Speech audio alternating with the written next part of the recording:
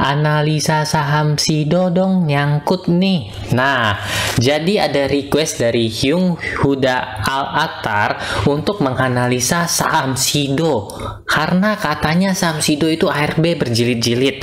Nah, sebelum kita masuk lebih dalam, saya ingin tahu dulu alasan kenapa Hyung Huda mengambil saham Sido ini. Dan menurut Hyung Huda, berdasarkan analisanya, dia masuk gara-gara lihat 5 tahun selalu naik terus, bersih dari hutang, pas masuk pucuk sebelum LK2 rilis. Nah, jadi di video kali ini kita akan sharing mengenai saham Sido. Yang nyangkut, kira-kira ada nggak yang nyangkut selain Hyung Huda di sini? Coba tulis di komentar. Nah, tapi sebelum lebih lanjut, saya ingin menginformasikan kepada teman-teman, saya bukan financial expert dan sebagainya. Jadi setelah detik ini semua adalah murni hasil dari analisis saya. Oke? Jadi kita langsung saja masuk ke video. Nah, sebelum masuk lebih dalam, tentu teman-teman harus tahu dulu Sido ini perusahaan apa. Yap, benar sekali, Sido muncul ya teman-teman. Nah, produk apa yang teman-teman gunakan dari Sido ini? Coba tulis di komentar. Nah, kemudian setelah itu kita melihat dulu apa sih yang membuat Sido saham ini turun terus ya teman-teman ya. Salah satu yang dapat kita ketahui adalah bahwa laporan keuangan yang rilis ya teman-teman ya, itu tidak sesuai prediksi mungkin para investor karena mengalami penurunan yang cukup dalam. Dapat kita lihat revenue-nya turun 15% dibandingkan periode yang sama di tahun lalu. Oh ya, ini laporan semester satunya ya, Juni 2022. Net income-nya turun sampai 35% jika dibandingkan dengan tahun lalu. Ini teman-teman bisa lihat juga ya di samping laporan keuangannya ya teman-teman. Oke, setelah tahu untuk bahwa inilah salah satu penyebab saham Sido turun. Nah, terus nih kita kan apakah yang harus kita lakukan kalau sudah megang saham ini nyangkut, benar nggak? Kita nggak bisa kembali ke masa lalu, oh saya tahu nih saham Sido bakal turun, jadi kita nggak mau beli lagi, kita jual dulu. Itu kan nggak bisa kita lakukan. Nah, setelah terjadi, kita udah megang, sahamnya nyangkut, apa yang harus kita lakukan? Di sini kan yang ingin ditanya oleh si Hyung Huda itu. Oke, di sini saya akan membawakan sedikit analisa teknikal. Nah, teman-teman, jadi di sini saya akan menggunakan pendekatan analisa teknikal karena kita lihat bahwa yang menyebabkan penurunan salah satunya adalah dari laporan keuangan. Terus apa sih yang harus kita lakukan apabila kita sudah nyangkut? Ya, pertama ya mungkin kalau kalian yang udah pasrah dan gak berharap panjang lagi, tinggal cut loss habis semua, itu juga merupakan salah satu cara. Tapi bagi yang nyesek, udah minus terlalu dalam, bingung mau apa yang dilakukan, mungkin ini bisa dijadikan tips atau bisa dijadikan ya semacam acuan ya teman-teman ya. Tapi ingat, teman-teman harus analisa terlebih dahulu ya teman-teman ya, disclaimer karena ini hanya analisis dari saya saja. Oke, jadi sebelum atau lebih tepatnya 1 hari sebelum ini, 2 hari, 3 hari, 1, 2, 3 hari sebelum rilis laporan keuangan ini ya, ada E-nya di sini, berarti dia adalah rilis laporan keuangan. Itu saham Sido sudah terlihat mengalami penurunan. Dia sempat naik tapi melakukan penurunan ya teman-teman ya. Kalau dilihat dari grafiknya di sini, saham Sido juga memang sudah tidak membentuk higher high baru lagi teman-teman. Di sini teman-teman bisa lihat ya. Oke. Jadi dia udah nggak bisa membentuk harga tertinggi baru lagi meskipun supportnya sudah makin naik di sini.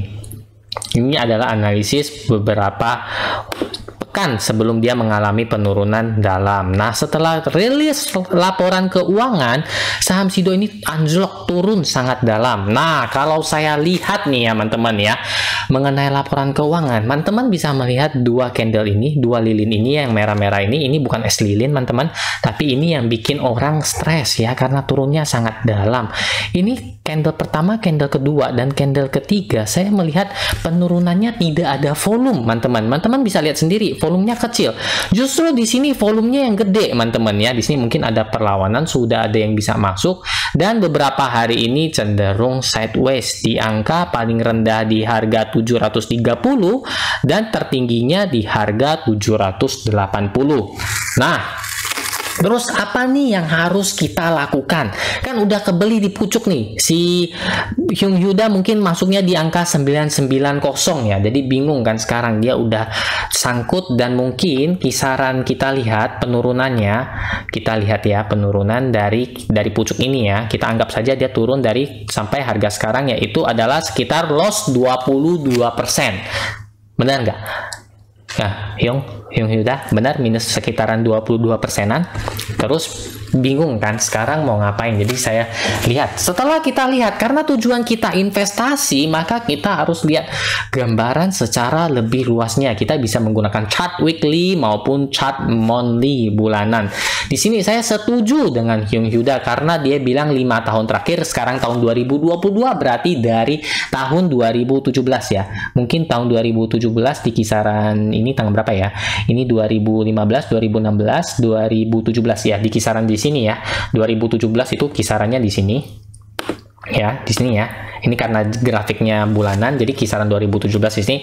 Benar sekali, saham Sido ini naik terus ya. Kita lihat dari sini, dia udah naik sampai tertingginya yaitu adalah 350%-an. Ya, tapi ya kita nggak tahu pergerakan harga saham ke depannya bagaimana. Oke, lanjut lagi. Terus apa yang harus dilakukan? Nah, di sini saya melihat untuk grafik secara per bulannya ya, ini saya hapus dulu ya. Ini hapus dulu biar nggak jelimet, biar nggak keselip mata ya. Kita lihat di sini pergerakan dari harga saham Sido. Setiap kali kenaikan, teman-teman ya, teman-teman lihat di sini dia selalu membentuk area sideways di sini ya, atau kecenderungan di sini ini ada pembelian maupun penjualan ya di sini ya. Teman-teman selalu perhatikan, oke. Setiap kali kenaikan selalu ada istilahnya dia sideways dulu ya, menentukan harganya bergerak di tempat seperti itu. Mungkin menurut Hyuda Hyung dia sudah bergerak di tempat dan agak turun, makanya dia mau masuk dan berharap naik lagi, tapi siapa yang sangka dia malahan turun jadi sedalam ini. Oke, langkah pertama yang menurut saya harus kita perhatikan adalah di angka di sini, teman-teman ya.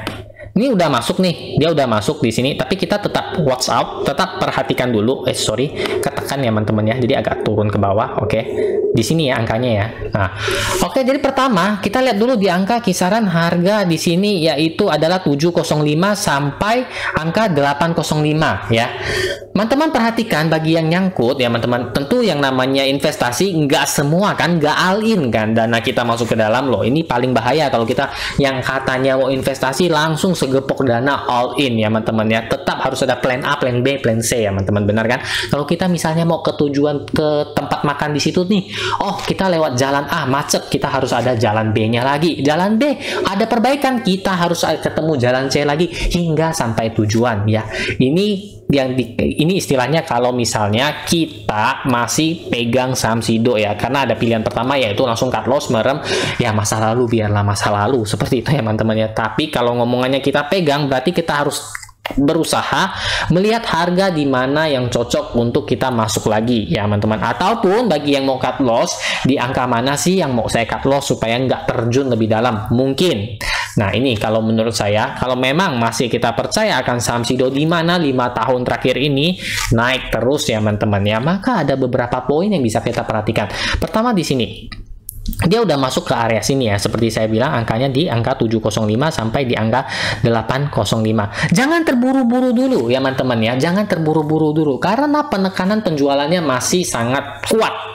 Jadi apa yang harus dilakukan? Pertama, perhatikan dulu beberapa hari pergerakannya ya teman-teman ya, bagaimana respon pasar, karena kita tahu kan rilis laporan keuangannya sudah nggak baik, nggak bagus ya. Tentu ada beberapa investor yang saya nggak mau lagi dengan saham Sido, saya cari saham yang masih profit, masih bagus. Benar kan teman-teman? Oke, jadi kita lihat dulu pergerakan harganya dan melihat karakteristik dari saham Sido. Dia itu nggak langsung terjun terbang kalau misalnya dia mau naik. Teman-teman bisa perhatikan, dia cenderung akan bergerak sideways dulu sebelum dia naik. Jadi di sini saya lihat dulu, kalau dia breakout tembus di angka 705, kita lihat lagi. Tapi kalau dia tertahan di angka ini ya teman-teman ya, dan dia kisarannya ada beberapa hari sideways, mungkin kita bisa colek-colek dikit dulu ya, sambil kita melihat perkembangannya bagaimana. Dan kemudian ini juga ada area kedua, kita tunggu juga di sini. di angka 570 sampai di 655 ya teman-teman ya. Di angka sekian juga bisa. Di sini ada sedikit ya teman-teman ya. Jadi ini adalah area-areanya yang mungkin teman-teman bisa menjadikan katalis melihat apakah angka-angka di sini cocok untuk ditambahkan lagi ya ini. Jadi saya ada kasih 4 level tangga. 1, 2, 3, 4 untuk diperhatikan. Boleh dicatat teman-teman. Kalau terlalu kecepatan back aja beberapa detik. Jadi di angka pertama yaitu adalah di 705 sampai 815 ini kisaran. Kemudian di yang tangga kedua ini ada 570 sampai 655 dan yang kemudian di 485 sampai di 510 dan yang terakhir ini saya rasa enggak akan sampai sini harusnya. Kalau misalnya saham SIDO memang masih baik. Itu di angka 365 sampai 430. Tangganya udah dapat, kisaran angkanya udah dapat. Kita perhatikan dulu ya. Kalau dia volumenya makin kecil, artinya penekanan penjualannya udah nggak ada. Kan teman-teman kan lihat sendiri di market, bisa kan dicek di sini loh. Di grafiknya kita lihat ini udah langsung dapat kok. Nah ini ada ya volumenya. Ini kan volume penjualannya masih sangat kuat. Jadi kita perhatikan lagi beberapa hari. Ya ini kan udah saya gambar nih. Jadi enakan di sini. Nah, nanti dia bergeraknya di area-area ini. Kalau udah bergeraknya area-area ini, kita perhatikan lagi dia gerak-geriknya tuh mencurigakan enggak. Nah, kalau sudah mulai enak, ini juga dengan catatan kondisi market juga bagus ya teman-teman ya. Karena kalau kita lihat, kita nggak bisa menilai dari satu aja. Karena seperti yang kita ketahui ya, kasus COVID kan naik lagi ya. Ditakutkan ini juga menjadi salah satu katalis nanti dia turun lagi ya. Tapi tetap kita perhatikan. Apabila di angka ini udah enak nih, kita masuk mungkin 20% porsinya dulu. Oke. Kalau dia break naik ke atas di sini ya, dia udah naik. Itu kan lebih enak. Jadi teman-teman udah dapat average harga di kisaran angka 705 sampai 810 ini. Sambil kita menunggu juga rilis laporan keuangan dia yang kuartal ketiga, berarti harapannya lebih baik sehingga ada katalis buat dia naik. Seperti itu teman-teman. Jadi ini teman-teman ya, udah catat kan level-level tangganya yang mungkin dia akan stop di situ buat ngeteh ataupun ngekopi. Nah, seperti itu teman-teman. Nah, jadi teman-teman, itu merupakan analisa saya berdasarkan harga SIDO saat ini, dan apabila nyangkut, inilah yang akan saya lakukan. Saya akan melihat dulu harga-harganya di mana terjadi support ataupun area sideways terlebih dahulu, karena seperti yang kita lihat grafiknya selama 5 tahun terakhir, SIDO menciptakan atau membuat suatu return atau suatu growth yang sangat bagus bagi para investor. 300% loh teman-teman, dalam kurun waktu berapa tadi? 5 tahun ya. Jadi kalau kita simpan 1 juta kali 3 aja, benar kayak gitu, jadi 3 juta. Dapat dari mana investasi seperti ini? Nah, seperti itu ya teman-teman. Kemudian berdasarkan Hyung Hyuda bilang juga nggak ada utang, bersih dia. Nah, jadi seperti itu. Harapan saya Hyung Hyuda itu nggak langsung all in satu gepok semua dananya dia masukin ke saham SIDO dan berharap besok langsung naik tinggi ya. Saya harapkan dia masih ada menyisihkan dana, karena ingat, seyakin-yakinnya kita jangan pernah langsung all in tembak. Lu kira main judi apa? Jadi kita porsinya masuk dulu. Seperti tadi saya bikin 4 tangga, kita lihat di mana dia stop dulu. Dia stop, volumenya penurunannya udah nggak dalam, udah ada maksud berita-berita mulai bagus, sudah enak dan siap untuk laporan keuangannya. Kita mungkin bisa tambah dana 20% ya. Apabila turun lagi, jangan takut karena kita masih ada siap di level yang berikutnya. Kita bisa masuk lagi di 20% ya teman-teman ya. Tapi perhatikan juga ya, karena kita nggak ada yang tahu ke depannya seperti apa nih saham SIDO. Makanya saya bilang tetap pantau terus. Jangan sampai dia turun sampai 4 tangga itu ludes habis semua. Dijamin juga ya investasi kita mengalami kerugian yang cukup dalam ya teman-teman ya. Jadi ngerti, kita harus tetap pantau investasi kita. Kita lihat pergerakannya bagaimana, kita lihat marketnya bagaimana. Apabila sudah mulai baik di area-area tersebut, kita bisa menambahkan porsi. Namun apabila penekanan penjualannya masih sangat tinggi, ya sebaiknya kita stay away dulu, kita keluar dulu, kita lihat dulu dia mau turunnya sampai kapan. Seperti itu teman-teman. Jadi kalau untuk investor lebih tenang ya, nggak perlu setiap hari lihat market ya. Paling kita ngecek pergerakannya beberapa hari, oh dia sudah mulai tenang, dia sudah mulai oke, dan sepertinya akan mengalami kenaikan, baru kita masuk. Seperti itu teman-teman.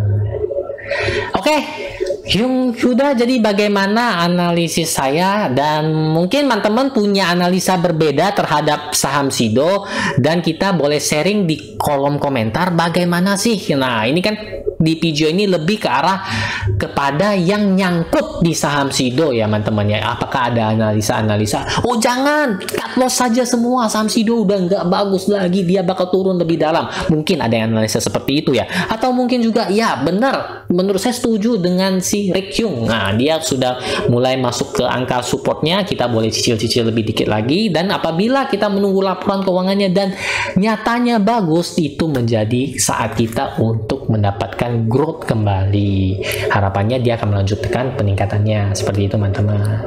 Oke teman-teman, jadi kalau misalnya ada yang masih mau request, bingung, dan sharing analisa seputar saham Sido, ya feel free, kita tulis saja di komentar, kita bareng-bareng sharing. Dan Hyung Huda, saya harap video ini dapat membantu, setidaknya memberikan ya sedikit gambaran ya teman-teman ya, tapi tetap analisa terlebih dahulu. Oke, jadi nantikan video-video saya berikutnya. Kita mau analisa apa lagi ya? Mau analisa